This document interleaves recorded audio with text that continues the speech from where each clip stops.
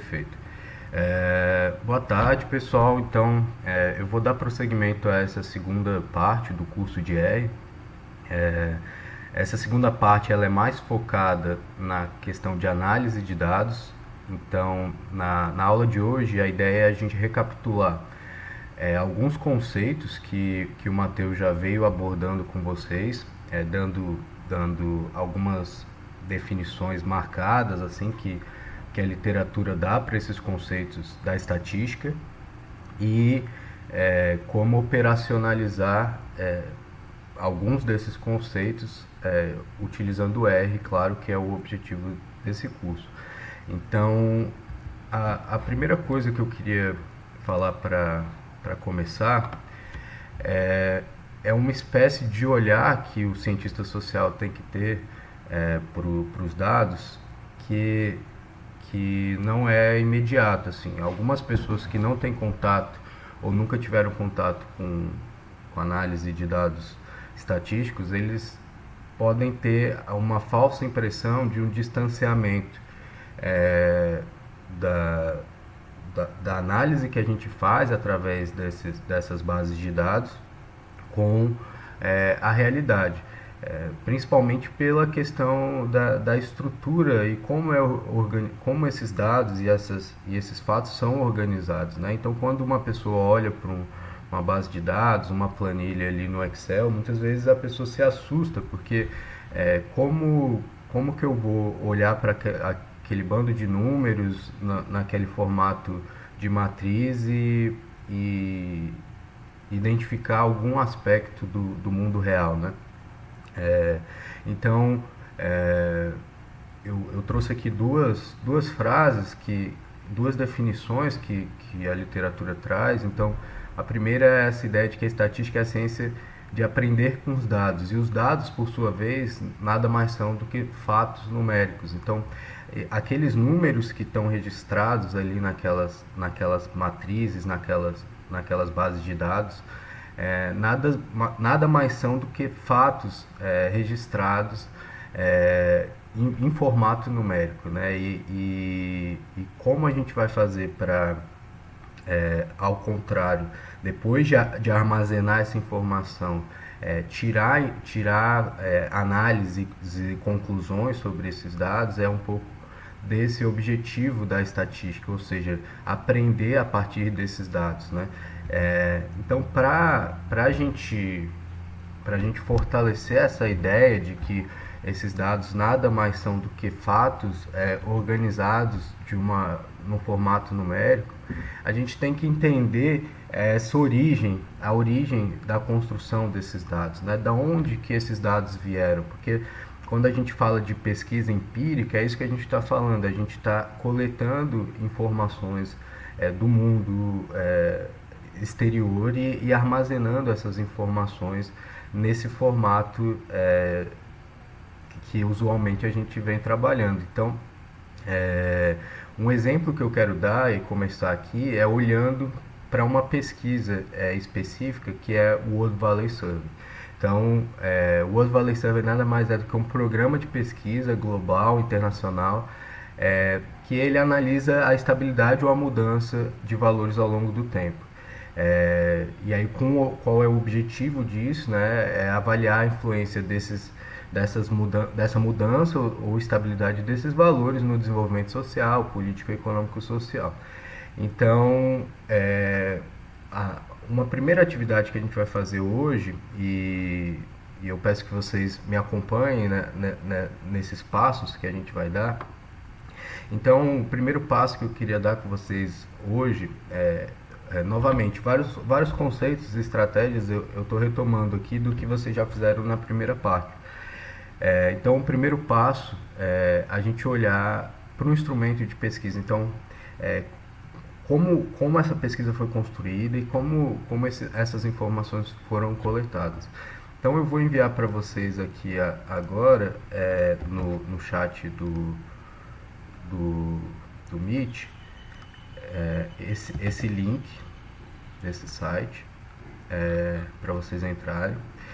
Pessoal, só mais uma coisa, eu queria fazer um acordo. Se vocês tiverem alguma dúvida, por gentileza, falem no microfone, assim, porque às vezes não aparece sinal de comunicação no chat e eu acabo perdendo se tiver alguma coisa só digitada. Então, não tem problema me interromper a qualquer momento, mas é mais fácil se vocês me interromperem com áudio. Então, pessoal, vocês conseguiram acessar o link e entrar no site do World Valley Survey? Show. Então a gente vai aqui dentro do site, entrando aqui no site, a gente vai nessa pasta aqui, Data and Documentation. E entrando aqui nessa área Data e Documentation, a gente vai Data Download. Tá? Aí quando você clica em Data Download, a gente vai em uma onda específica. Então, como é uma pesquisa internacional realizada ao longo de vários anos, ela é subdividida no que a gente chama de ondas ou waves. Então, vê aqui que a primeira onda, a primeira wave, o primeiro período onde esse survey, essa pesquisa foi realizada, foi nesse período de 1981 a 1984. Vamos olhar para essa última, que é a mais atualizada, que é essa Wave 7, que é a onda 7, de 2017 a 2022. Então aí vocês clicam aqui em Wave 7, onda 7, e quando vocês clicarem aqui, vai abrir a documentação dessa onda. Então você tem aqui as explicações sobre aonde essas ondas foram realizadas, falando que foram feitas em 64 países, informações sobre a amostragem, as referências, os autores que participaram dessa construção. Especificamente aqui, a gente vai olhar para o Brasil para facilitar. Então, é uma pesquisa nacional. Aqui tem já a opção Brasil 2018, tá vendo aqui do lado direito. Então você clica aqui Brasil 2018 e ele vai abrir só a documentação referente ao Brasil. Pessoal, vocês estão conseguindo acompanhar? Show. Então a primeira coisa que a gente vai olhar aqui antes de baixar as bases e entrar no R, é olhar esse instrumento de pesquisa, como foi realizada essa pesquisa. Então a gente vai abrir primeiro esse documento aqui, questionário. Então a gente baixa esses questionários, inclusive eu já baixei, e a gente abre aqui na nossa página.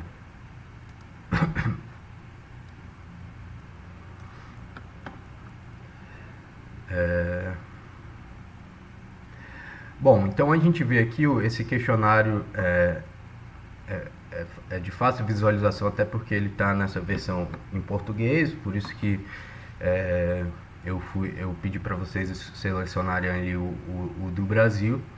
E é importante perceber então que esse instrumento aqui de pesquisa, ele é de extrema relevância para quem trabalha com análise de dados quantitativos. Por quê?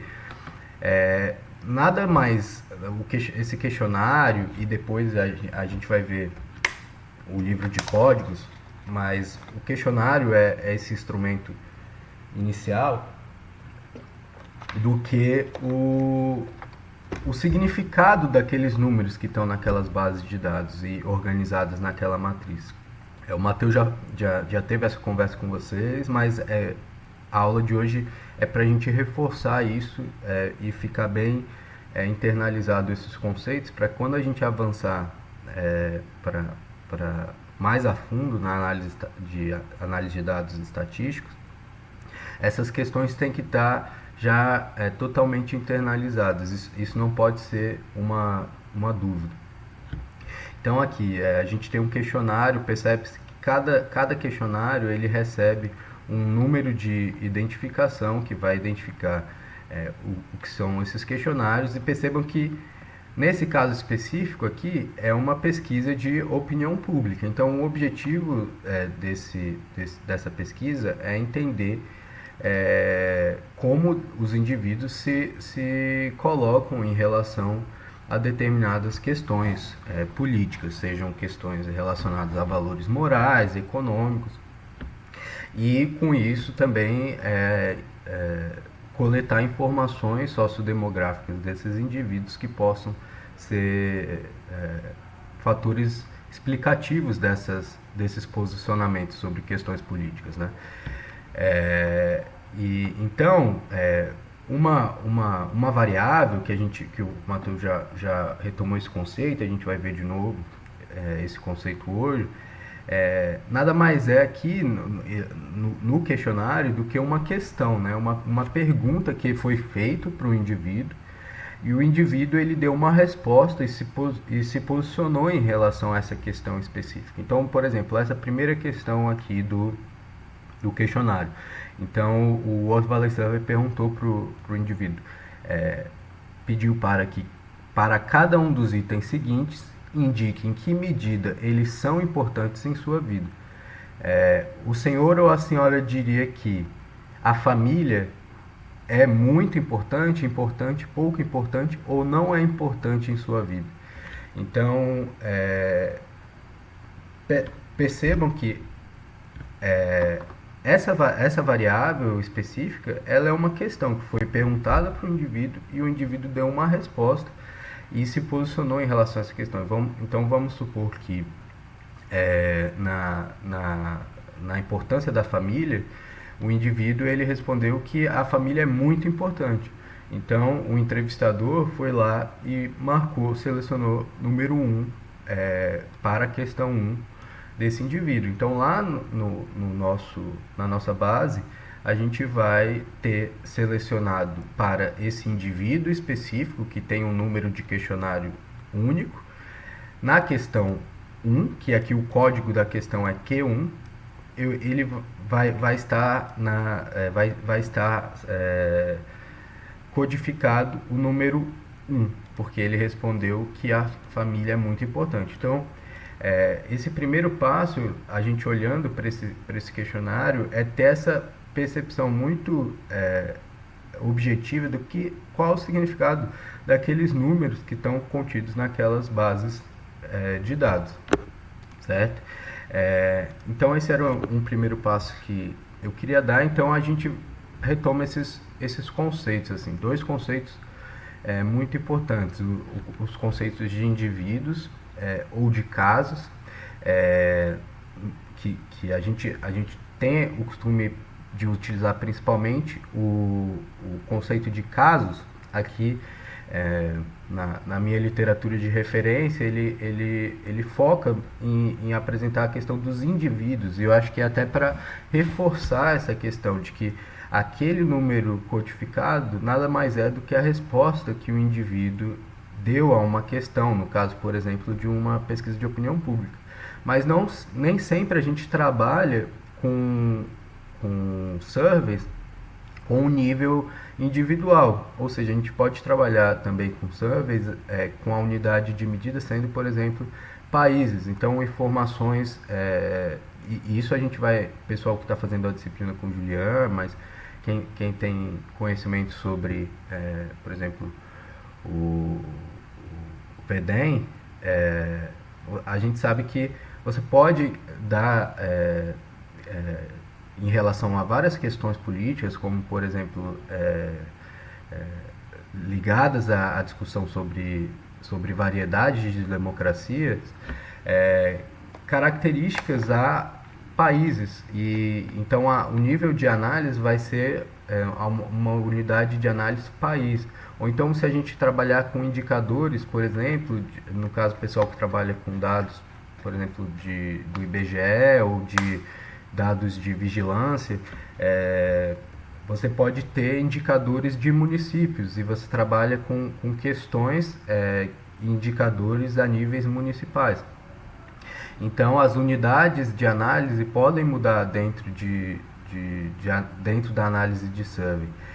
O importante é saber que definir muito bem qual é essa sua unidade de análise e, tendo definido essa sua unidade, é entender que cada uma dessas unidades vai ter um valor associado a uma determinada variável. E aí aqui é a definição de variável, que é qualquer característica de um indivíduo, e a ideia de que uma variável ela pode assumir diferentes valores para diferentes indivíduos. Tem até uma questão engraçada assim de uma variável ela é obrigada a ter valores diferentes de respostas. Na maioria dos casos a gente espera que sim, porque a gente formula questões que possam ter respostas diferentes. Mas, por exemplo, se a gente faz uma pergunta besta, por exemplo, a gente está fazendo uma pesquisa dentro da Igreja Católica, entrevistando todos os padres de Florianópolis. A gente vai entrevistar todos os padres de Florianópolis. E a gente vai e pergunta para os padres assim: você acredita em Deus? Essa questão ela é uma variável, porque ela tem, você pode responder tanto sim quanto não. Só que se você perguntar só para esse público específico, é provável que todos os padres vão responder que sim. Então, nesse caso, todas as respostas seriam iguais, mas a variável, mas a questão continuaria sendo uma variável, porque a questão da variável é que ela pode assumir diferentes valores em relação àquela questão. Não necessariamente ela vai assumir diferentes valores, mas na maioria dos casos, quase a totalidade dos casos, quando você trabalha com uma variável, você vai ter sim diferentes respostas, né? Então, resumindo, assim, a variável é uma característica do indivíduo e essas características elas variam e cada indivíduo tem uma posição ou um perfil diferente em relação a essa característica.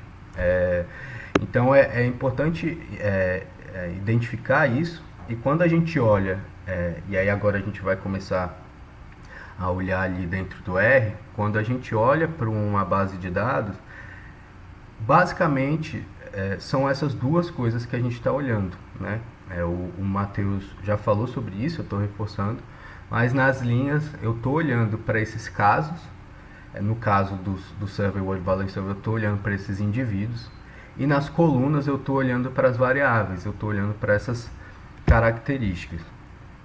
Então, agora sim, a gente vai baixar juntos esse banco de dados que está nesse site que eu mandei para vocês, naquela mesma página do Brasil 2018, e a gente vai baixar esse banco de dados. Eu sugiro, no caso aqui, tem várias opções, né? Tem Excel, eu sugiro que baixe o do Stata, porque geralmente o banco do Stata ele é o banco mais completo, né? Em termos de informações. Então, por favor, se vocês puderem baixar esse banco do Stata. Em uma das aulas, agora entrando aqui no R, o Matheus ele ensinou como vocês criam uma pasta específica para o curso, né? Se vocês tiverem aí no computador já essa pasta do curso, eu sugiro que vocês baixem então essa base de dados e coloquem esse arquivo dentro dessa pasta do curso que vocês já estão trabalhando. Então aqui, lembrando, você pode vir aqui dentro do R. Vocês já estão com o R aberto, pessoal? Só para saber se eu posso avançar. Show. Então aqui dentro do R, vocês podem ver aqui nesses três pontinhos aqui, ir para o diretório, né? E aí quando você clica nesses três pontinhos, ele vai abrir aqui para você poder escolher a pasta que você quer trabalhar. No caso aqui o meu, eu criei uma pasta curso R, então eu vou abrir, já estava aberta, mas enfim, abrir de novo. Aí uma coisa importante aqui para que não dê nenhum tipo de erro, você ir aqui nessa ferramenta. É claro que o Matheus ensinou várias formas de fazer isso também, de uma forma mais detalhada. Eu tô apresentando aqui a forma como eu faço usualmente também para vocês poderem pegar, mas se vocês fizerem de outra forma não tem problema, o importante é chegar no mesmo caminho. E aí clicar aqui em Set as a Work Directory. Aí você que é essa função setwd que o Matheus explicou para vocês também, que você torna essa sua pasta, o diretório que você está usando aqui no seu ambiente de trabalho, né? Então, pronto. A primeira coisa que a gente vai fazer hoje, então, aqui é baixar essa base de dados do World Valley Survey Brasil. Vou dar um zoom aqui, porque está pequeno.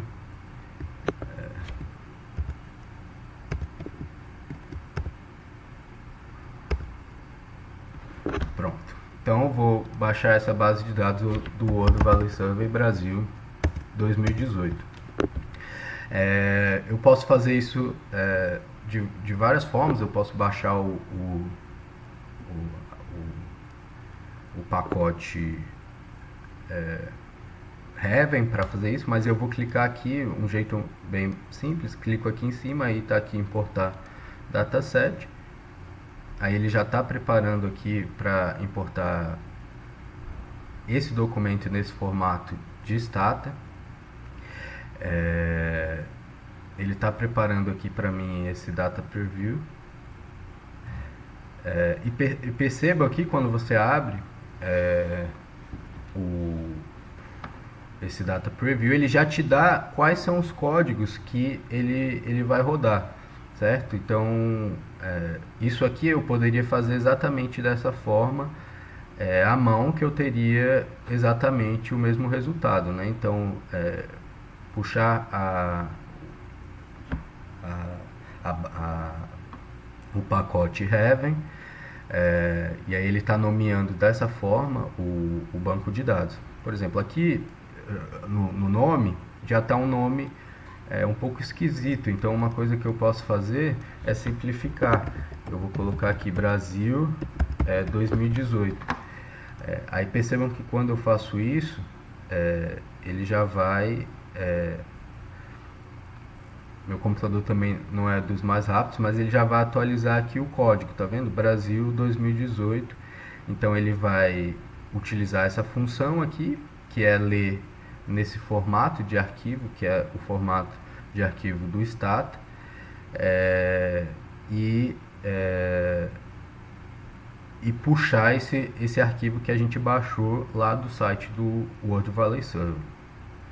E além disso, após baixar, então percebam o que os códigos estão fazendo, né? Então ele, além de baixar para o meu ambiente de trabalho essa base de dados, ele também já está pedindo imediatamente para visualizar essa base de dados através dessa função view. Então pronto, tudo certo, eu já defini o nome que eu quero.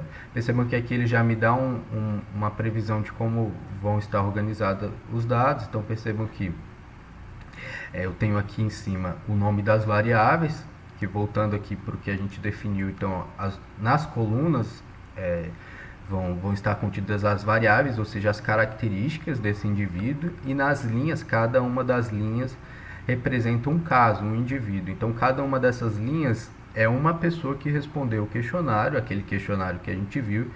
E em cada uma dessas colunas tem uma característica relacionada a essa pessoa, seja uma resposta que ela deu ou uma característica maior. Então, por exemplo, aqui a gente vê já qual que é vamos dizer assim, o CPF, o número de identificação dessa pessoa para essa entrevista, que é um número único. Então percebam, cada indivíduo tem uma pessoa. Obviamente que não tem aqui nada que possa vincular a pessoa a esse número para manter o anonimato, mas você tem um número, o importante é que esse número seja único.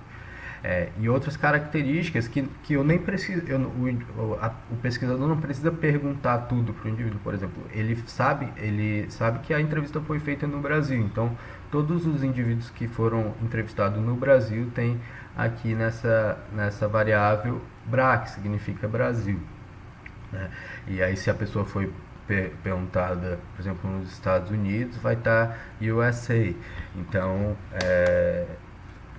são as características nas colunas e os indivíduos nas linhas. Então vamos importar essa base. E aí percebam que como automaticamente eles já pediu para visualizar, ele já abre aqui uma nova aba com a visualização que a gente já estava olhando naquele preview.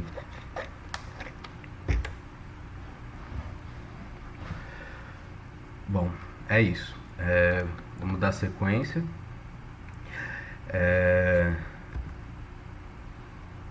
Então,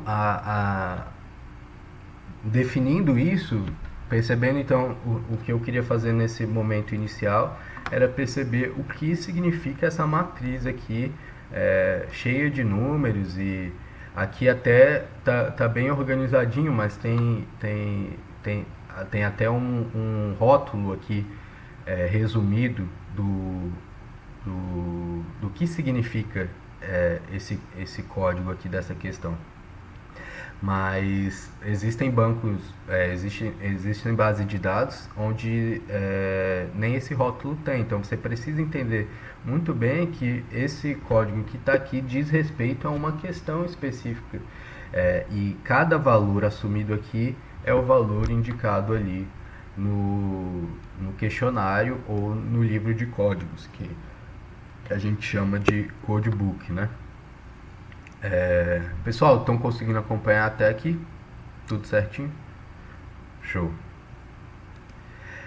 Então agora a gente vai retomar a ideia da diferenciação entre os tipos de variáveis que a gente tem, né? Então, o Matheus também já apresentou isso para vocês, e são basicamente dois tipos de variáveis, né? Cada uma dessas duas pode ser destrinchada em duas também, como o Matheus falou, mas o importante é definir que existem dois tipos básicos de diferenças de variáveis. Então, o primeiro tipo de variável é a variável categórica, que coloca um indivíduo em um ou mais, dois ou mais grupos ou categorias.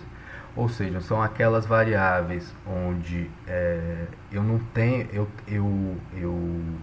em relação a determinada questão, eu enquadro o indivíduo em um ou outro grupo que não que não necessariamente está hierarquizado, né? É um grupo em si. E a variável quantitativa assume valores numéricos para os quais as operações aritméticas como adição e média fazem sentido. É mais fácil do que a definição a gente olhar para exemplos, porque os exemplos eles são muito ilustrativos do que são cada tipo de variável. Então, um exemplo de variável categórica, por exemplo, é a religião. Então, quando você pergunta se o indivíduo qual a religião que esse indivíduo pertence, ele vai responder se é católico, se é protestante, se é judeu, se é religião de matriz africana. Então quando o indivíduo ele responde, ele está se localizando em um determinado grupo. E percebam que no caso da religião, você não tem nenhum tipo de ordem pré-definida. Então você não consegue hierarquizar as religiões católicas, protestantes, simplesmente são grupos. Já no caso, por exemplo, de outra variável categórica, mas que tem ordem, é possível que variáveis categóricas sejam ordenadas, né, como o Matheus já explicou. Por exemplo, nível de escolarização. Então, se o indivíduo já concluiu o ensino fundamental, se ele já concluiu o ensino médio, se ele já concluiu o ensino superior. Percebam que existe uma ordem e uma hierarquia, ou seja, o ensino superior indica que o indivíduo teve uma maior carga de estudo do que um indivíduo que só concluiu o ensino médio. Porém, de qualquer forma, eu estou localizando o indivíduo em um grupo específico, né? Que é esse grupo de indivíduos que cursou, por exemplo, o ensino superior. Né? Então, quando eu localizo esse indivíduo em um grupo ou uma categoria, eu chamo essa variável de variável categórica. Já no caso, por exemplo, de, da idade, por exemplo, eu estou localizando esse indivíduo em anos completados de vida, né? Quantos anos ele completou. Então eu posso avaliar e operacionalizar esses resultados com uma série de medidas que a gente vai ver depois. Então a forma como é muito importante definir, além do que é uma variável, que existem dois tipos de variáveis, porque a forma como a gente vai tratar cada uma das duas e o que a gente vai utilizar para analisar cada uma das duas são coisas diferentes, né? E outra questão que eu quero trazer também é a ideia de distribuição de uma variável. O que é esse conceito de distribuição? Quando a gente vai rodar a distribuição de uma variável, a gente vai entender quais são os valores que ela assume e com que frequência ela assume esses valores. Então, quais são os valores e com que frequência ela assume esses valores? Então, esse é o objetivo quando a gente fala que a gente quer analisar a distribuição de uma variável. Geralmente, a análise da distribuição de uma variável é uma análise inicial e preliminar dos dados que a gente está tendo. Então, a gente coleta essas informações sobre esses indivíduos, essas características desses indivíduos, e a gente vai inicialmente verificar essas características, como elas estão distribuídas, ou seja, quais valores dessas características elas assumem, né, e com que frequência elas assumem esses valores. Olhando agora especificamente para o R, a gente tem o que a gente chama das classes de variáveis, né? Existem várias classes de variáveis dentro do R. Eu coloquei aqui algumas. E para a gente, as duas que vão importar mais são as classes numérica, que é em inglês, né? Porque o R, os códigos são em inglês, numeric, e factor, que fator, né? Em português. Então, a classe numeric é para armazenar valores numéricos, como números inteiros ou decimais, e a classe factor usada para representar variáveis categóricas, com um número limitado de níveis ou categorias. Então, basicamente, a gente faz uma ligação direta entre as variáveis categóricas e a classe factor dentro do R e as variáveis quantitativas e a classe numeric. Também é muito comum que nesses bancos de dados os valores numéricos estejam também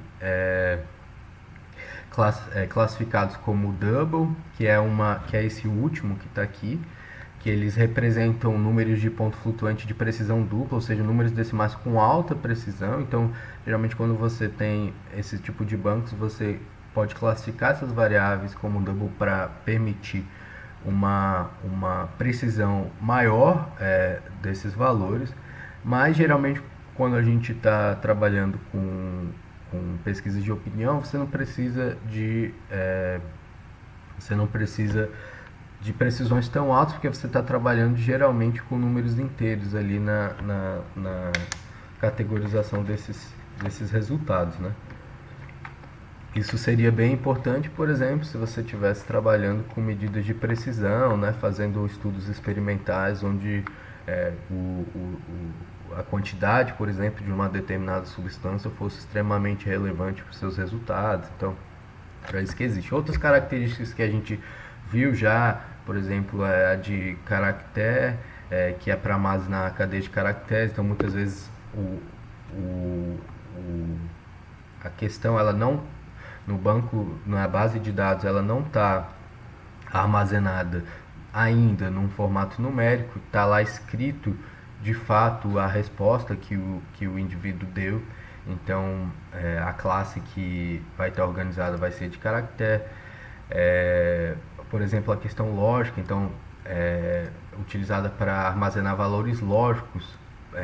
O principal deles é true ou false, então se é verdadeiro ou falso determinada questão, né?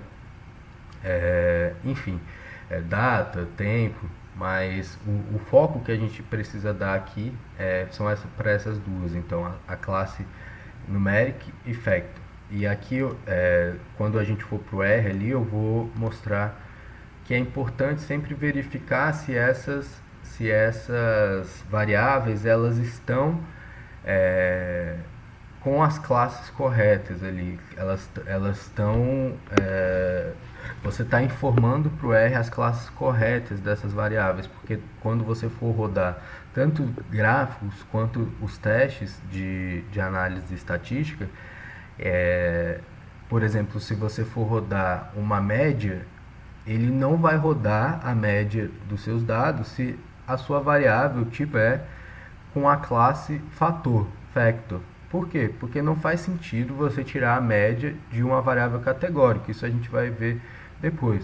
Então, muitas vezes a pessoa pode estar batendo a cabeça, não porque ela errou, ela está errando na parte de interpretação, mas porque ela não prestou atenção se os dados estão corretamente organizados.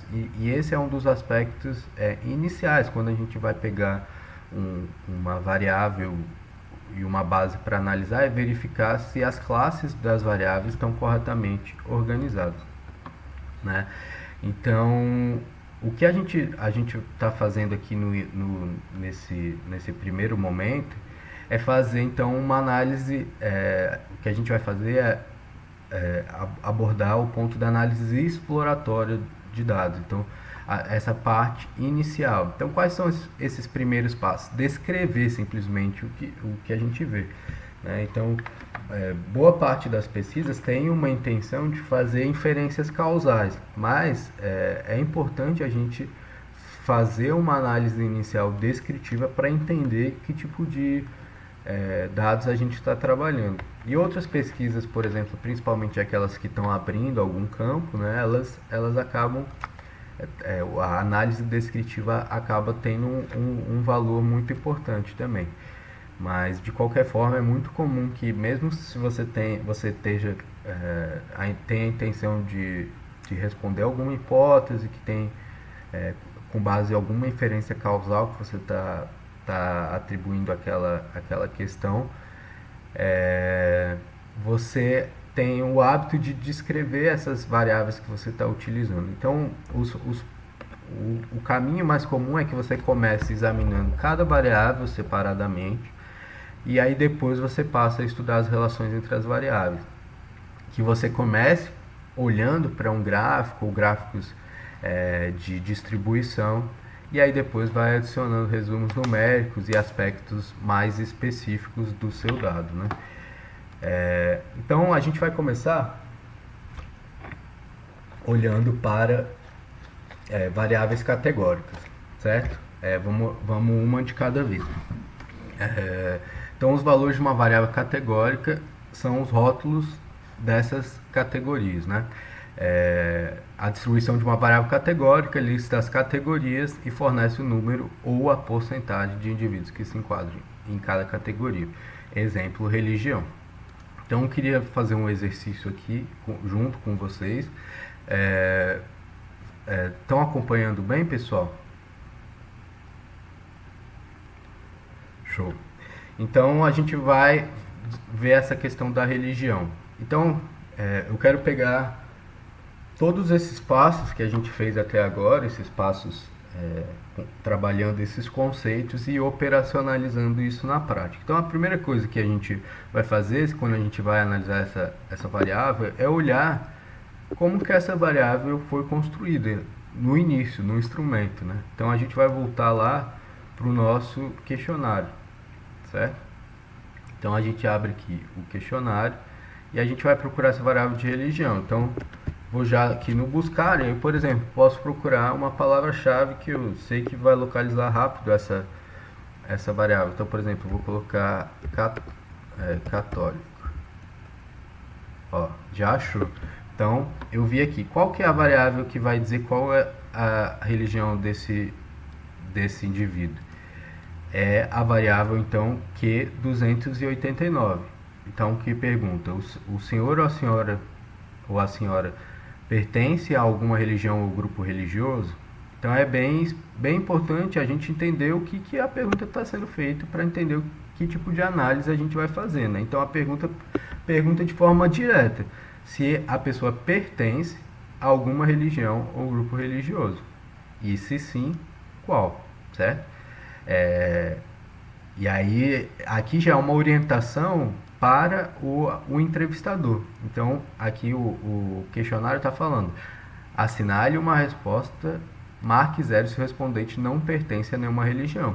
Então, como é que é a dinâmica dessa pergunta na prática? Então, o entrevistador vai chegar para o indivíduo e vai perguntar: o senhor pertence a alguma religião ou grupo religioso? Se a pessoa fala não pertence, o entrevistador já é orientado a marcar 0. E aí, lá no nosso código, vai estar 0, que indica que a pessoa não pertence a nenhuma religião. Se a pessoa fala sim, o entrevistador vai perguntar: mas qual? Então, percebam que não tem duas variáveis, é uma única variável.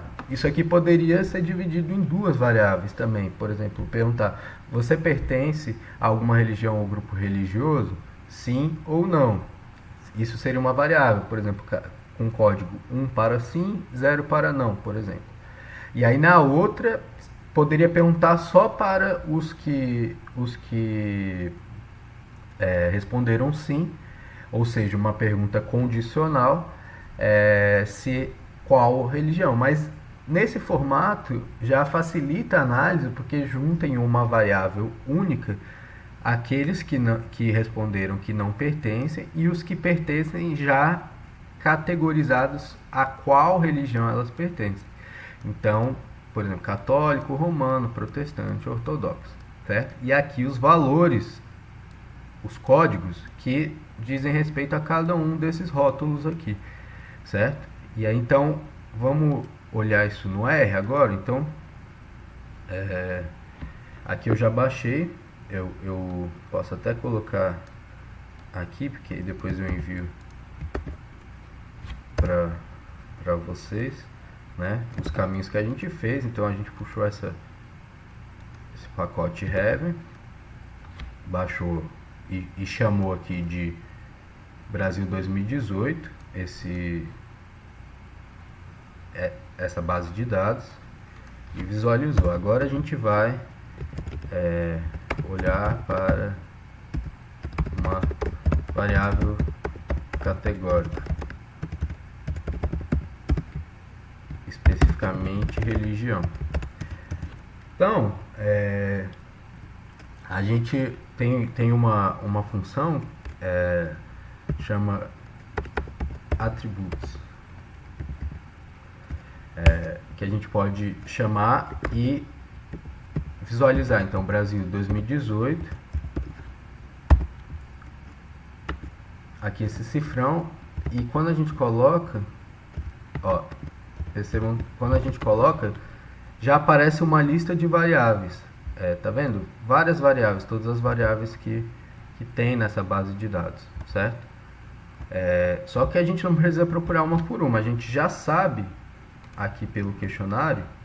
Percebam, está indicado aqui Q289, que a variável que a gente precisa é a Q289. Então, quando a gente coloca aqui Q28, já aparece aqui já mais reduzido, tá vendo? Só as que tem Q28.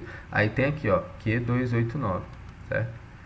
Então, quando a gente aperta Ctrl Enter, percebam que agora vai nos dar as informações sobre essa variável, certo? Então, qual que é o rótulo dessa variável? Então, denominação religiosa, grupos major groups, né? Aqui percebam que a classe está no formato double, ou seja, ela não está no formato que a gente quer, porque a gente quer o formato factor, certo? Porque ela é uma variável categórica. Então é uma coisa que a gente já tem que ficar atento. E aqui os rótulos das categorias dessas variáveis, né? Então percebam que está exatamente como está aqui no questionário. Então, ó, não pertence a nenhuma religião, está um valor atribuído, valor 0. Então, ó, não pertence a nenhuma denominação, sem religião, 0. Católico, 1. Protestante, 2. Da mesma forma que está aqui. Tá vendo? Agora, tem algumas informações importantes aqui também, que tem esses valores que dizem respeito quando o indivíduo não sabe, ele respondeu não sabe, se ele pertence a uma denominação religiosa.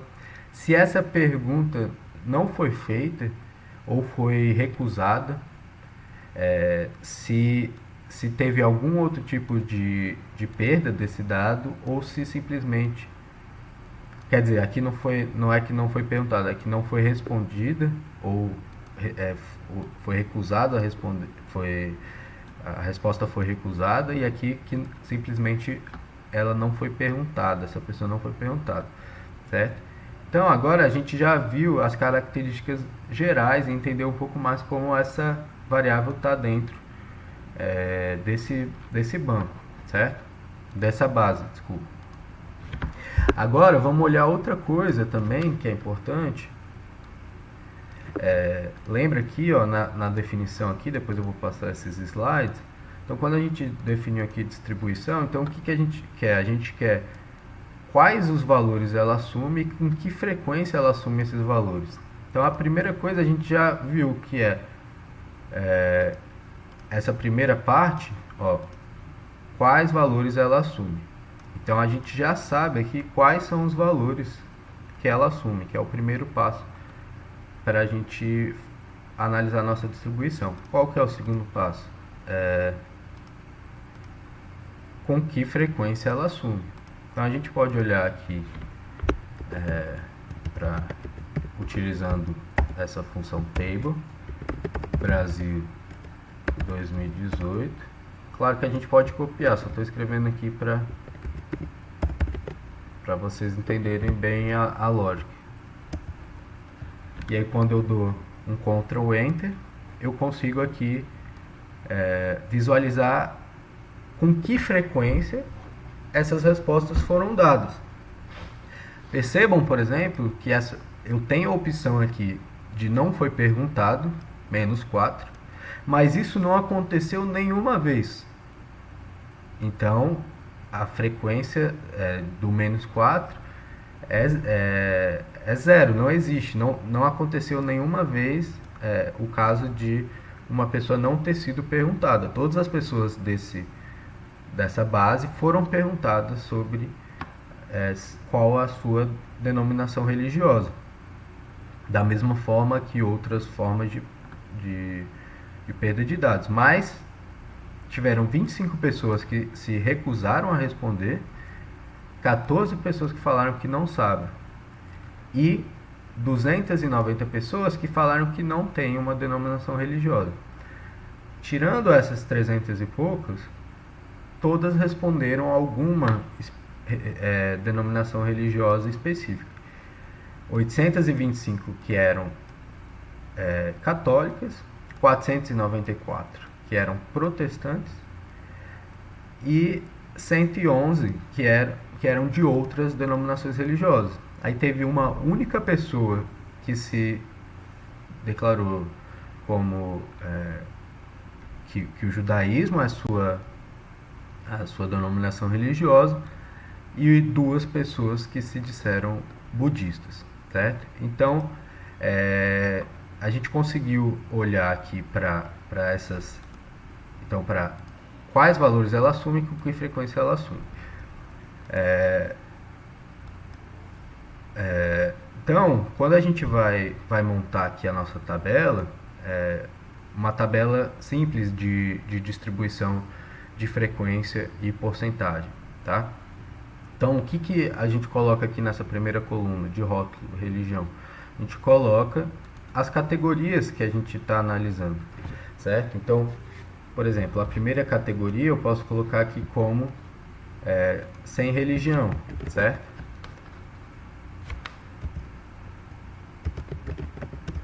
Sem religião. E qual que é a frequência dessa sem religião? 290. Porque tá aqui, ó, 290. Qual a segunda aqui? 1. Eu já até decorei, católico. Quantas? 825. Aqui é outra, protestante, 494.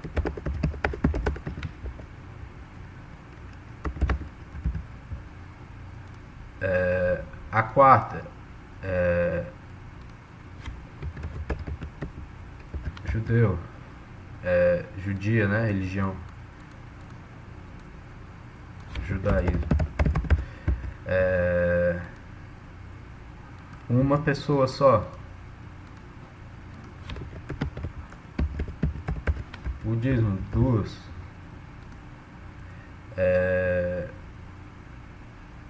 Aí aqui 9. Percebam que aí eu não estou olhando em ordem, eu estou olhando o número que indica, porque, por exemplo, outros cristãos, por exemplo, testemunhas de Jeová, não tem nenhuma pessoa. Mas tiveram 111 pessoas que falaram que outras, além dessas que foram indicadas para ela. Então, outras. Certo? Eu posso aqui também colocar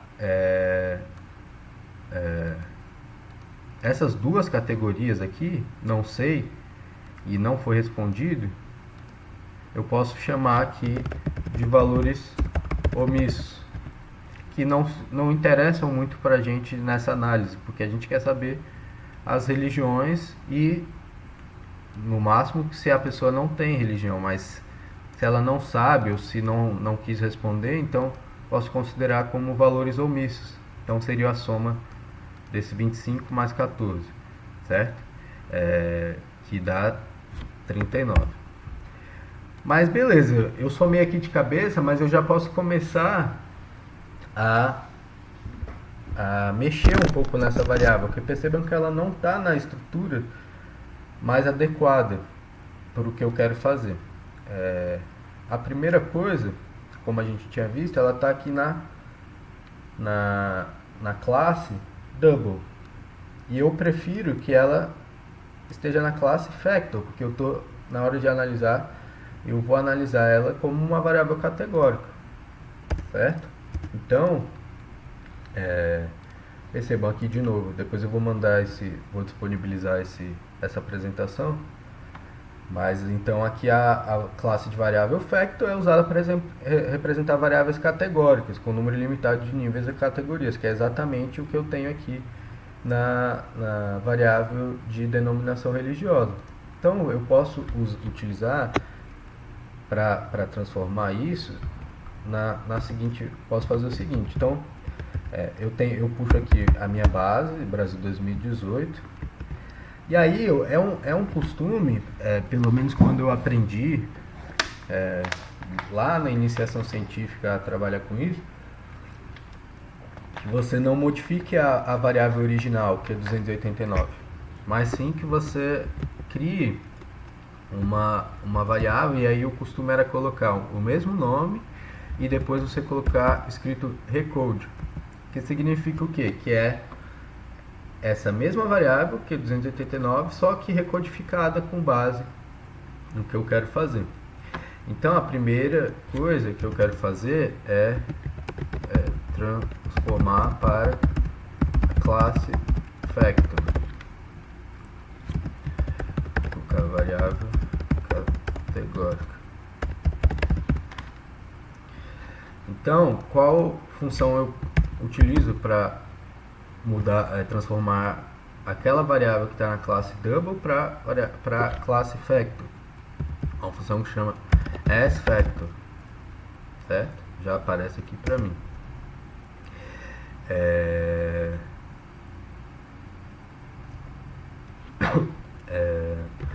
Então, Brasil 2018, que é 289. Eu posso tanto colocar aqui como ponto ou como esse underline, que ele mantém as outras estruturas do dado. Então vou manter com underline. E aí quando eu crio, isso aqui meu R está dando isso direto aqui, mas no de vocês é provável que não apareça, porque como eu estava mexendo muito nele hoje, aí preciso dar uma reiniciada para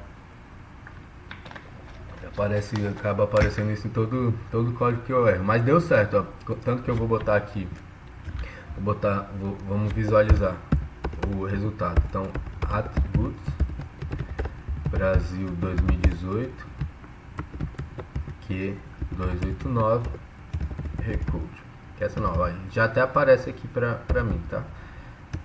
Então, quando eu vejo, ó, tá organizado dessa forma, como a gente tinha visto, e agora na classe factor, quando eu boto table,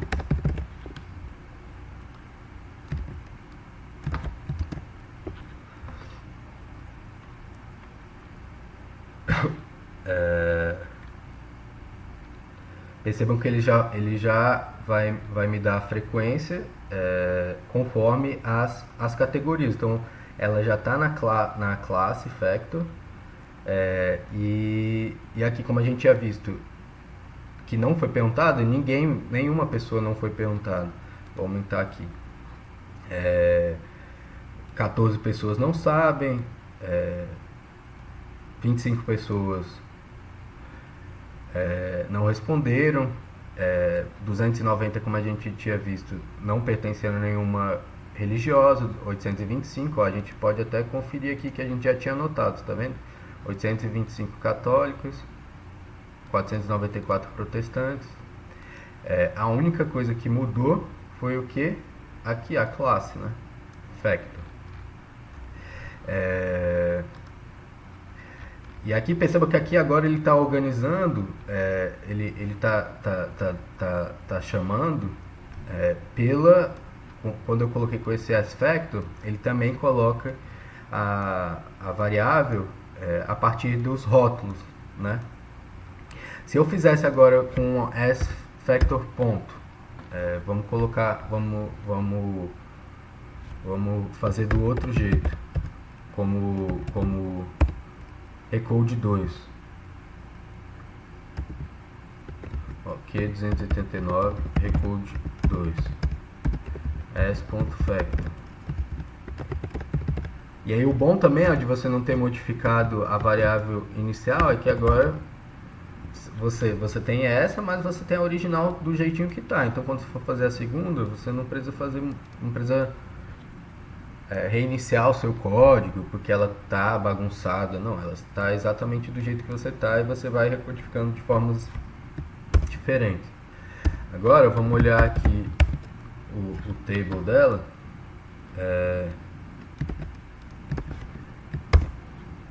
Aí ela já aparece diferente. Quando eu coloco o S factor underline, aparece aqui as categorias a partir dos rótulos.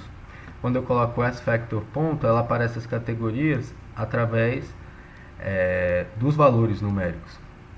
E que pra gente aqui vai ser melhor pra gente trabalhar, né?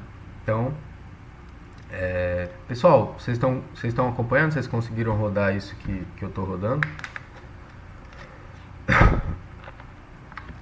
Show.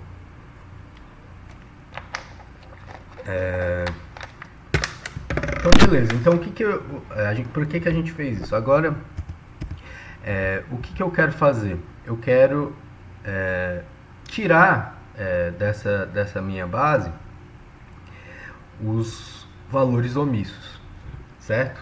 eu quero manter, apesar de eu... Antes disso, aliás, vamos terminar de completar essa tabela.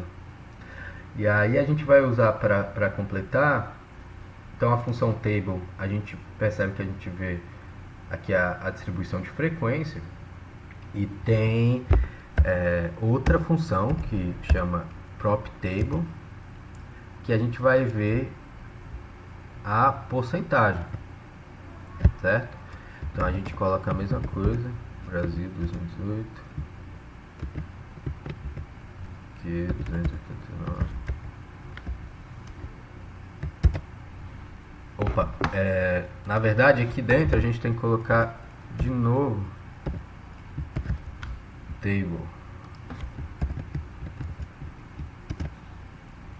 Pronto, porque aí ele agrega, porque se você colocar a porcentagem, ele vai colocar a porcentagem.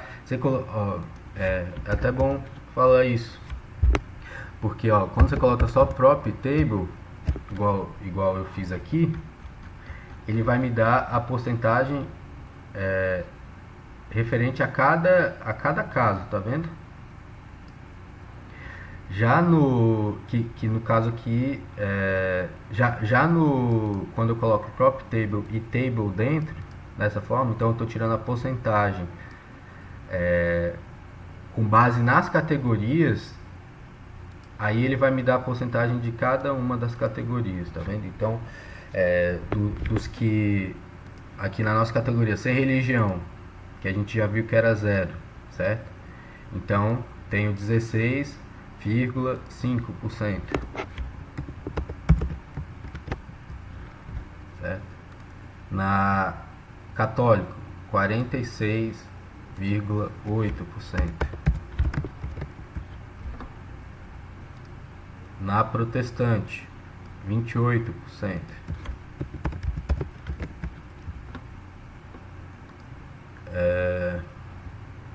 Aqui na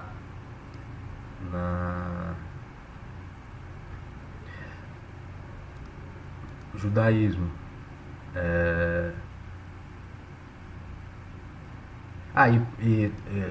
eu fui falando e não expliquei. Por que aqui é 16,5%? Sendo que aqui está escrito 0,16, né? Teve uma mensagem, peraí que... Se puder falar no microfone, não sei se está podendo, mas...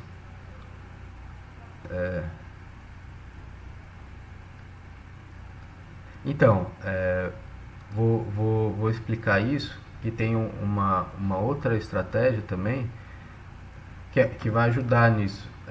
Isso aqui é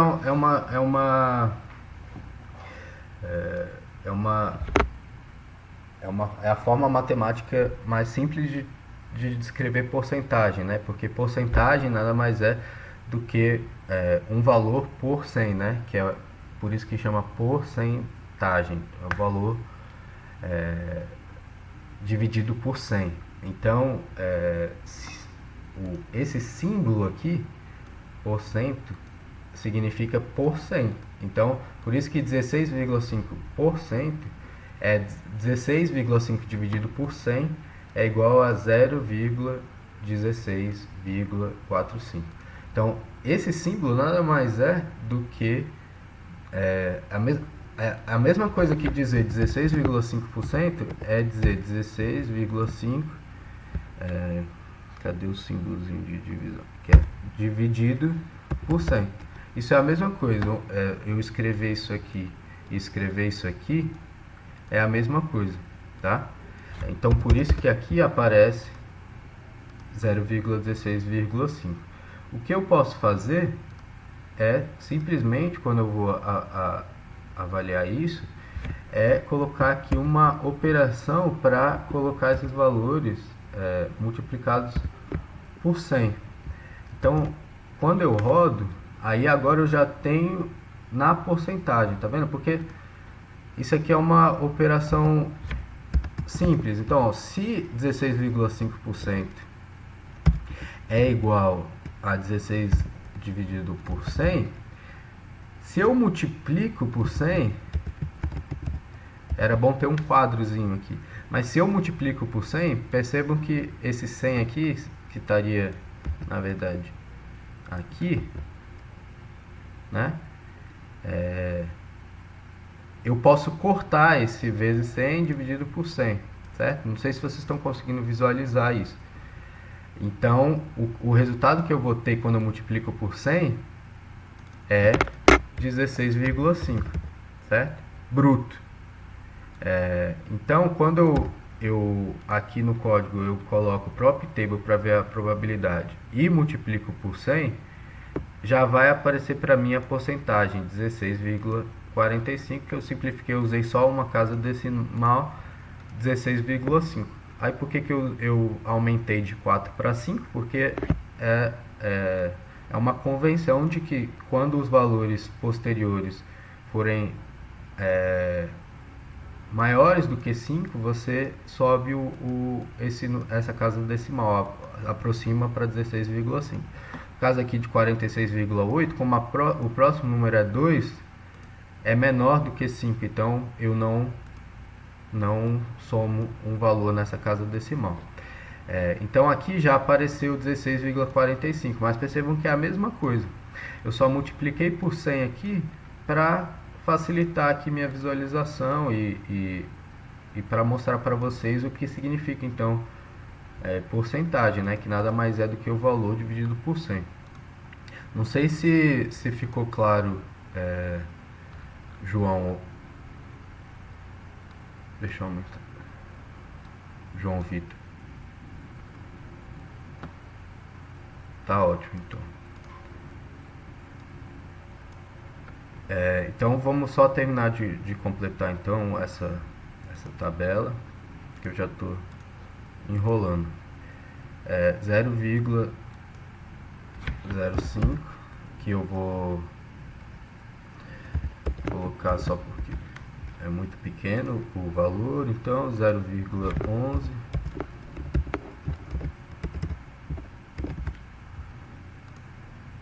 6,30, 6,3. E o último seria a soma desses dois, que daria aproximadamente 2,1, 2,2.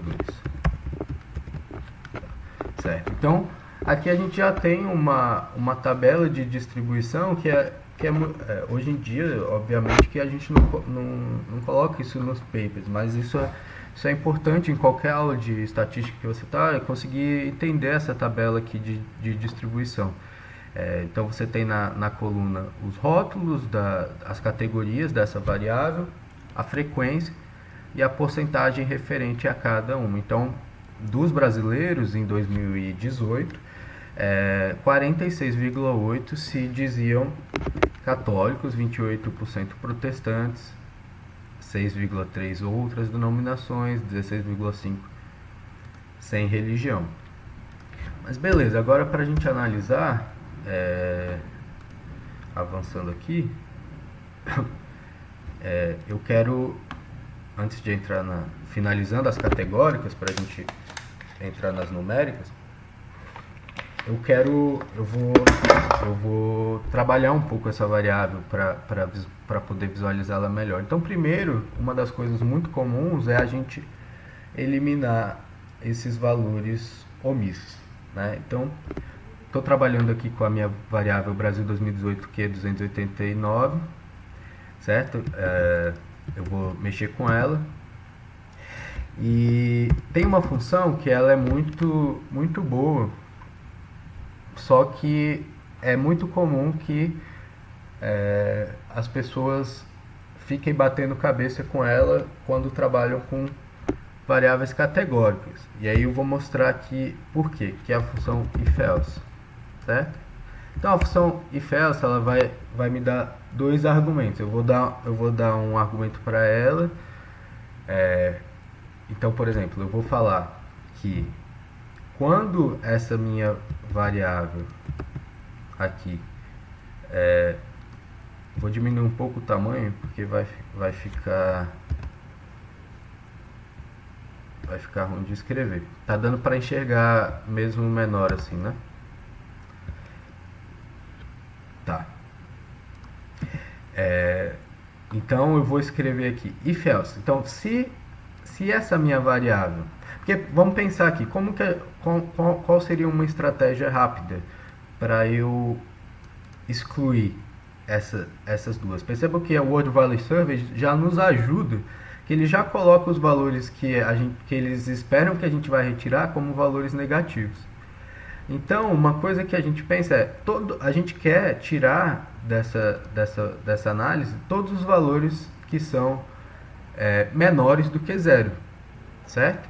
Então, tudo que for menor do que zero, ou seja, todos os valores que tiverem um valor negativo, eu quero excluir dessa minha análise e considerar valores omissos, que aqui no R a gente chama de NA, né? Então, a lógica que eu pensaria imediatamente aí é a função if else. Então, se eu tenho essa variável aqui e ela tem valores menores, que é o símbolo de menor do que zero, certo? Então, eu quero que apareça na base como NA. Essa vírgula significa então, nesse caso aqui, tá? Então, se eu tenho essa variável menor do que zero, então eu quero que chame de NA. Caso contrário, que é a segunda vírgula, caso contrário, eu quero que mantenha os mesmos valores. Então, é isso que essa função if else está falando aqui. Então, eu tenho essa variável. Se os valores dessa variável forem menores do que zero, eu quero que considere NA. Caso contrário, eu quero que mantenha os mesmos valores. Tá? Só que quando eu rodar, deu um erro, não funcionou. Certo? E aí ela deixa bem claro aqui que não funciona para fatores. Por quê? Porque aqui, quando eu tenho uma variável na classe factor, eu considero que esses números representam simplesmente um grupo, certo? Ele não está tratando como uma sequência numérica, porque seriam variáveis numéricas, tá? Então, o que eu posso fazer? Eu tenho alguns caminhos, certo? E aí eu quero mostrar essa diversidade de caminhos para mostrar que muitas vezes trabalhar com R é indo resolvendo esses problemas. Nem sempre duas pessoas diferentes vão resolver o problema da mesma forma, porque existem diversas formas de resolver esse problema. Um exemplo, por exemplo, é fazer uma operação aqui para... Já que eu posso pensar, já que essa função if else esse argumento menor, ele não faz sentido para fatores, porque não faz sentido falar de maior ou menor para fatores, para variáveis categóricas,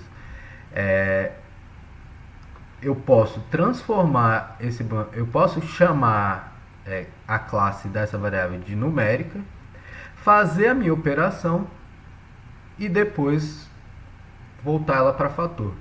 Então, isso pode ser um primeiro caminho. Então, primeiro caminho. Então, eu pego aqui, vou chamar até de recode 3. Eu primeiro transformo para numérico, ele está como fator, as numeric. Eu pego esse aqui, 2, certo? Transformo. Aí agora, sim, eu posso pegar esse mesmo aqui, mas perceba que agora é o 3, não é o 2. Então eu tenho que corrigir os códigos. Então eu quero que aqui é 289 recode 3. Sempre que for um valor menor do que zero, eu quero que ele considere valores omissos, certo? Eu posso até antes aqui verificar se está tudo certinho para Brasil 2018, que é 289 recorde 3. Aí, ó, já não deu certo, deu algum erro aqui. Deixa eu ver.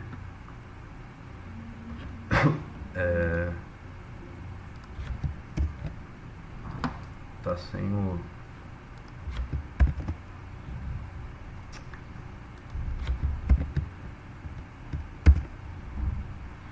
É que essa aqui também deu erro. Ah, é porque aqui, como eu fiz essa operação e deu erro, ela transformou para extensão zero. Então, eu vou ter que rodar aqui de novo, voltar para a variável original. Perceba que quando eu rodei aqui esse exemplo, menor que zero, ele considerou, transformou essa minha Brasil Recode 2, que estava aqui antes, para extensão zero. Então tem que rodar de novo esse aqui, Brasil 2018. Eu tenho que vir aqui de novo. Eu posso ir direto aqui, né? Já S-Factor, a original, que essa aqui eu nunca mexi. Aí a importância de nunca mexer na original de novo. E aí eu transformo essa Recode 3 para S-Factor, certo? Então vamos verificando se tá tudo certo. Ó, beleza, agora já voltou os valores, porque eu puxei da original. Agora eu não quero, para poder rodar isso aqui, eu quero transformar ela em numérica, só para fazer essa operação. As numeric, certo? Aí vamos olhar aqui de novo. Ó, table. Beleza, aí agora foi, só que ela é numérica. Vamos ver agora se essa função aqui vai funcionar agora. Ó. Então eu quero usar if else. Só que no caso aqui, né, eu copiei e colei ali do 3, mas agora eu quero 3. Então percebam, eu tenho essa aqui, essa variável com essa distribuição de frequência. Se essa variável for menor do que zero, que é o que eu queria fazer lá no início, mas deu erro, porque era um fator, agora é numérica, né? Eu quero que seja considerado valor omisso, senão eu quero que continue o mesmo valor. Vamos ver. Aí agora rodando, agora vamos ver aqui o table. Aí, ó, deu certo. Percebam que ele já tirou esses valores aqui e considerou valores omissos. Como eu verifico de novo para ter certeza se realmente ele está considerando só essa variável como valores omissos, né? Que ele não, por exemplo, apagou linhas da minha base. Então eu posso colocar aqui vírgula use na igual a if n. E aí quando eu rodo, ele me mostra aqui, ó, NA39. E percebam que são exatamente os 25 mais 14, que dá 39, que ele está me mostrando aqui quais valores estão omitidos, codificados como NA, que é 39. Então isso é importante porque agora quando eu for rodar um gráfico, ele não vai considerar esses valores omissos, ele vai considerar só esses valores que eu quero utilizar mesmo. Já se eu fizesse antes, por exemplo, para fazer um gráfico de barras, como o Matheus já explicou para vocês, isso não seria possível. Outra estratégia que poderia ser adotada é fazer, por exemplo, um por um. Então, por exemplo, segundo caminho. Pessoal, vocês conseguiram pegar o primeiro caminho?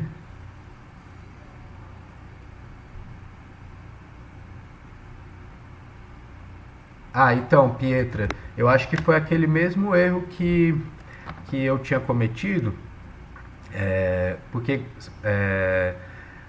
você rodou de novo com base na variável original aqui, porque aí você roda, você cria um novo recode 3, e aí você roda de novo o S-Factor Brasil Q289, não usando o 2, mas agora puxando da base original, que a gente não mexeu. Tenta rodar a partir desse início, porque comigo também tinha dado esse problema aqui, ó.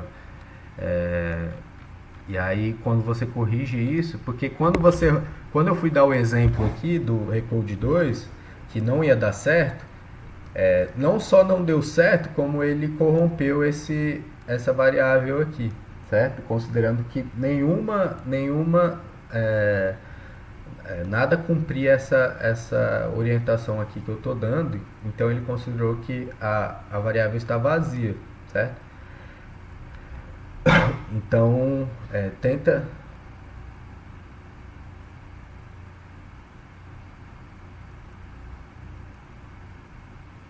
Então, aí foi um erro. Não é. Se você usou só o Q289 nesse lado, significa que você estava modificando a variável original. Então, por exemplo, por que eu botei o recode? Esse recode nada mais é do que um nome, tá? Ele não é uma função, não é nada. É como eu estou chamando essa minha nova variável, certo? Se você simplesmente coloca aqui, o que você faz? Você transforma a Q289. Você joga os dados em cima da variável original. Então, se você cometeu aquele erro com ela, o que você vai ter que fazer? Você vai ter que limpar aqui o seu ambiente na vassourinha, certo? Então, limpar objetos. Aí você vai lá e baixa a base de novo, certo? Baixa a base de novo e aí recomeça a partir daqui, tá? Do Brasil 2018. Aí por isso, aí de novo eu reforço a importância de não colocar dados em cima das variáveis originais, porque aí se você fizer isso, aí se você comete um erro no caminho, você não consegue recomeçar, certo? Então, Pietra, mas talvez tenta fazer isso de limpar o seu ambiente e baixar a base original de novo. Mas vamos seguindo aqui, que aí depois essa parte você tenta fazer de novo ou a gente tira a dúvida. Então, beleza, vamos. Show, Pietro. Agora vamos para a segunda estratégia, que o que a gente percebeu é que esse valor menor ele só funciona em variável numérica, porque não faz sentido menor em variável categórica. Então, só que se eu colocar igual, eu posso fazer um por um. Então, por exemplo, vamos chamar de Q289 recode 4, né? A mesma coisa aqui, S-Factor. Vou até copiar aqui, que é exatamente isso aqui. S-Factor. Beleza. Aí,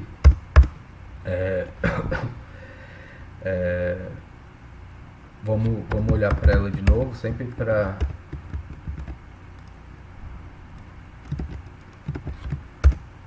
Percebam, recode 4 já está aqui. Agora, o que eu posso fazer para fazer o if-else? Ao invés de colocar no formato que está aqui, de menor, só vou mudar aqui para 4 logo, né? Que agora eu estou tratando da recode 4, não recode 3. Eu posso ir tirando, em vez de fazer essa ideia de menor, eu posso ir tirando uma por uma categoria. Então, por exemplo, menos 1. Eu vou tirar primeiro a menos 1. Então eu falo, se essa variável for igual a menos 1, e aí aqui no caso você tem que colocar para funcionar duas vezes o igual, tá? Uma não funciona. Acho que o Matheus comentou isso também.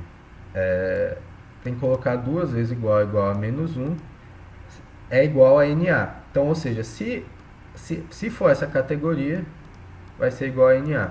Se não, quero que mantenha o mesmo, tá? Vamos rodar. Agora vamos olhar de novo para ela.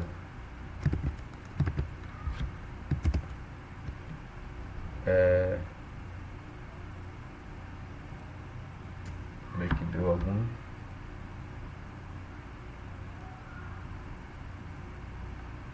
erro.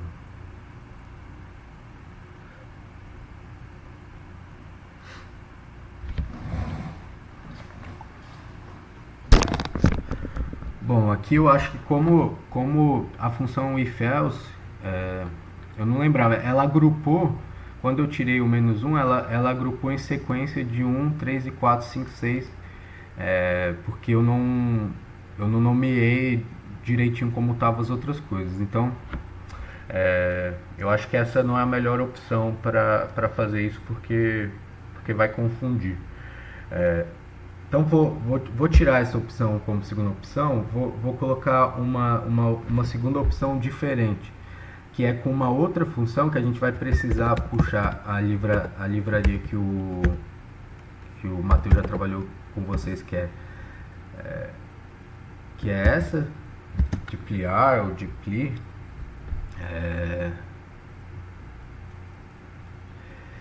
Você puxa essa livraria e aí o que você pode fazer é usar uma função que chama recode. Então,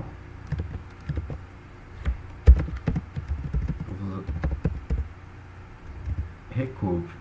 Então eu vou falar para ela o que? Se essa variável aqui, eu estou usando essa variável e eu vou especificar para ele como eu quero chamar cada uma dessas variáveis. Só que aí tem um caminho seguinte.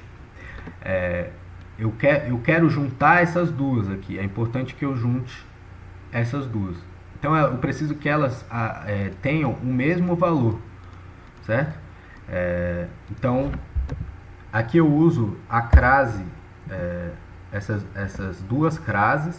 Então eu chamo menos 2, eu falo qual que é o valor que eu quero chamar ela. Por exemplo, qualquer valor, 99, por exemplo, certo?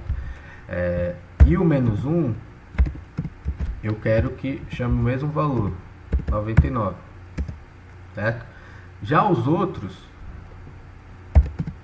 o que eu vou fazer? Eu não quero que mude, então vou deixar igual.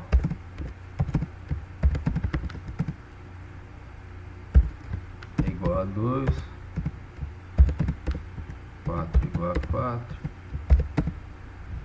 7 igual a 7, 9 igual a 9, tá? Vamos rodar. Opa.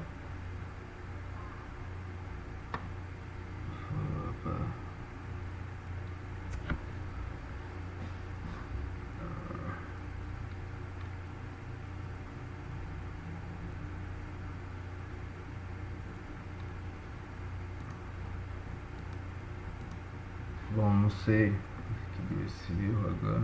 Tinha testado antes.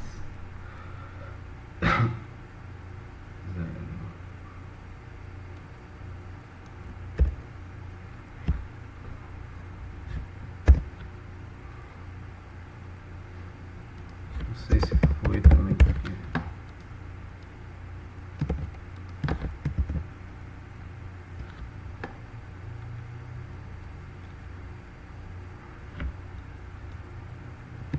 Deixa eu ver aqui atributos.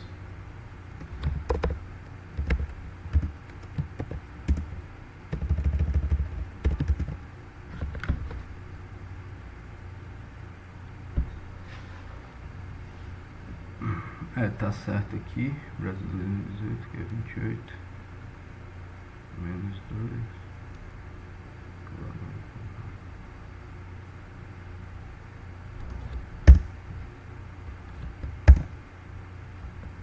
Vou aplicar o método for recode. É porque, claro, porque a variável original aqui, ela não tá. Aí percebam, é um erro que eu tinha alertado que eu cometi agora, que é o erro aqui das classes de variáveis, tá vendo? Eu tô tentando trabalhar com uma variável que não está numa classe fator ainda, porque a variável original ela estava na double, né? Então eu preciso criar aqui antes, esse recode 4, antes disso fazer aquele processo que a gente tinha feito antes. Então de Brasil 2018, que é 289, recode 4, as factor. Aí primeiro eu transformei esse para fator. Aí agora eu vou usar o recode vai dar certo. E foi, agora eu acho que... Deixa eu ver.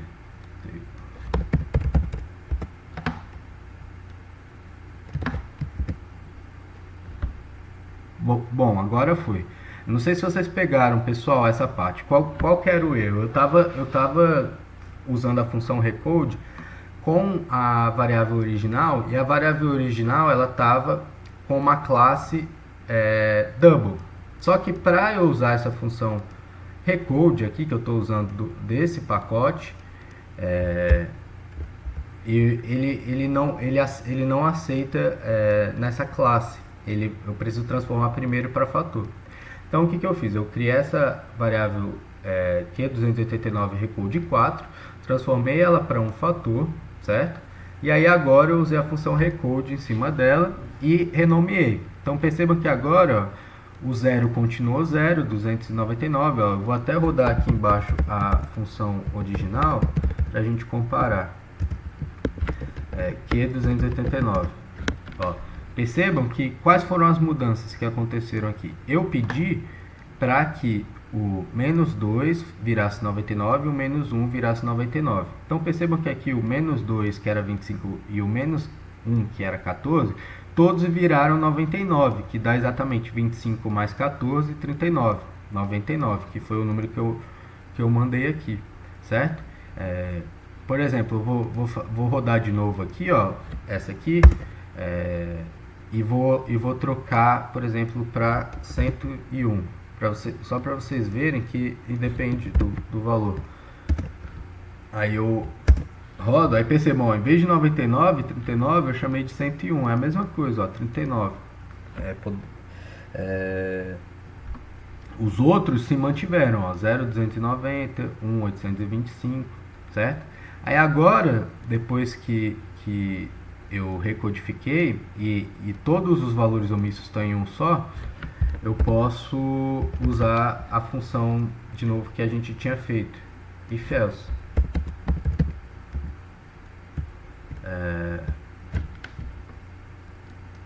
Eu sempre uso aqui aonde eu quero colocar a saída dessa função, né?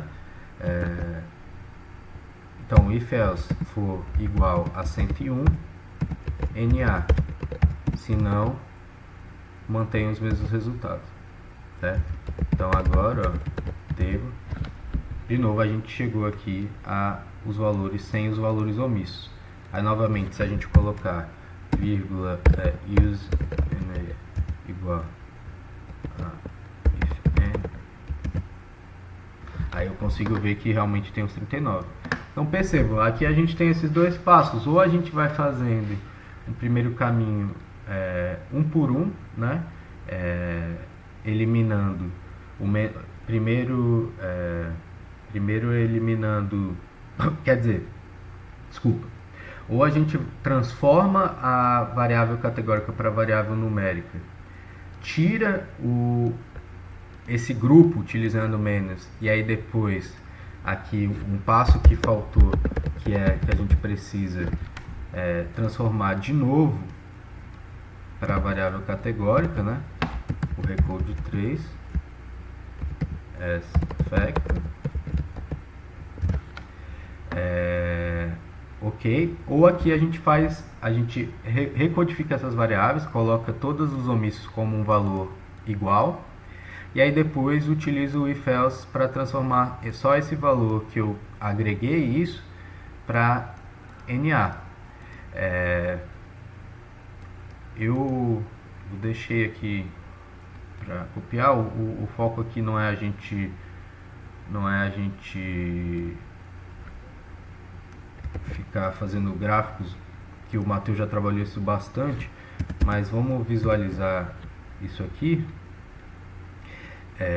Então, por exemplo, esse que a gente fez aqui, Brasil 2018, que é 289 recode. Primeiro, de novo, a gente tem que transformar ele para fator, as factor, certo? Para poder criar o gráfico de barras. Aqui, o que eu vou criar para o gráfico de barras? Eu posso simplesmente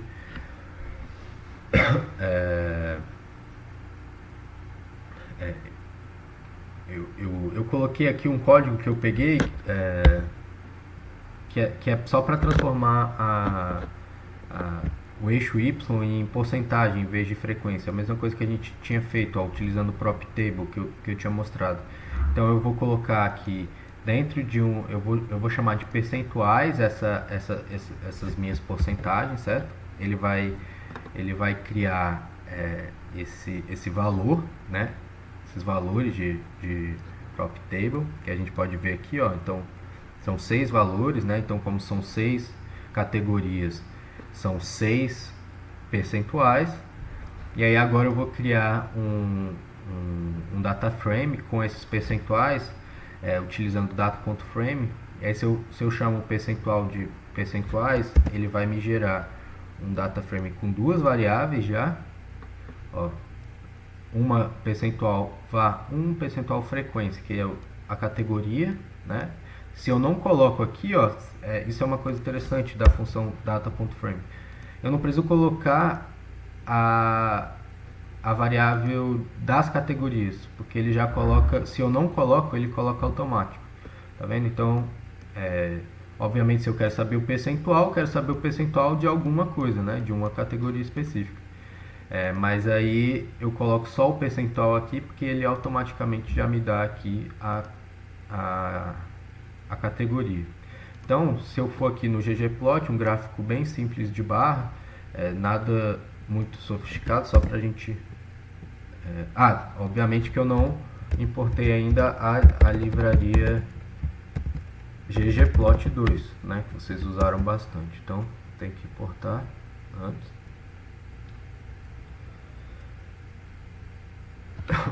Pronto, agora vai.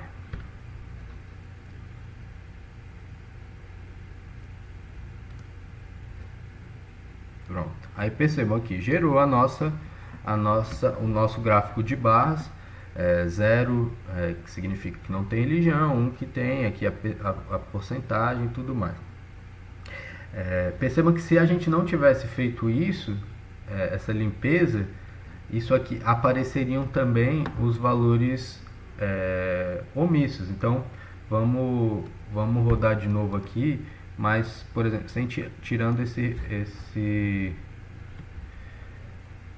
vamos criar um recuo de 5, verificação. Se eu criar um Brasil recuo de 5, simplesmente transformando aspecto da variável original, certo? Se eu faço só isso, aí eu não faço a limpeza. Vamos rodar o gráfico direto aqui agora, sem fazer essa limpeza. Então aqui a única coisa que eu tenho que trocar é recuo de 5. Aí eu vou chamar percentuais isso, os dados, resumo, mesma coisa, e aí o gráfico. Ó, percebam que agora ele está me mostrando aqui no gráfico esses valores omissos, que para mim muitas vezes a gente vai ver não me interessam na análise, certo? Menos 2, menos 1.